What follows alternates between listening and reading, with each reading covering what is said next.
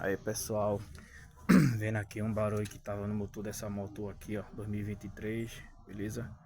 Aqui, ó, um barulho dentro desse motor aqui, certo? Teria a tampa lá da esquerda, né?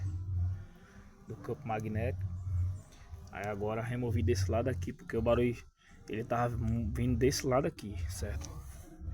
Então vou ter que tirar o motor dele fora para poder verificar o que tá acontecendo. Porém, assim que eu tirei a tampa, verifiquei que faltando um parafuso daqui, ó, certo?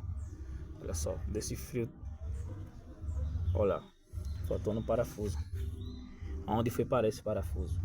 Aí é que tá. A moto não tá na garantia, né? O motor eles dão 3 meses, que esse plano Minha Conquista minha foi de moto usada, certo? O motor tá limpinho, novinho por dentro, porém, se desejar isso aqui, ó, o parafuso caiu daqui. Provavelmente foi para dentro do motor e danificou alguma coisa lá que eu vou ter que abrir esse motor para poder ver o que realmente aconteceu, né?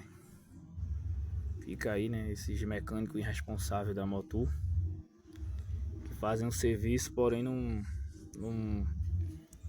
verifica direito a peça, não aperta direito. Eu mesmo faço manutenção na minha moto porque eu sou mecânico e o plano dela não é,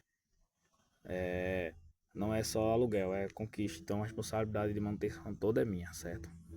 Aqui eu só faço comprar as peças.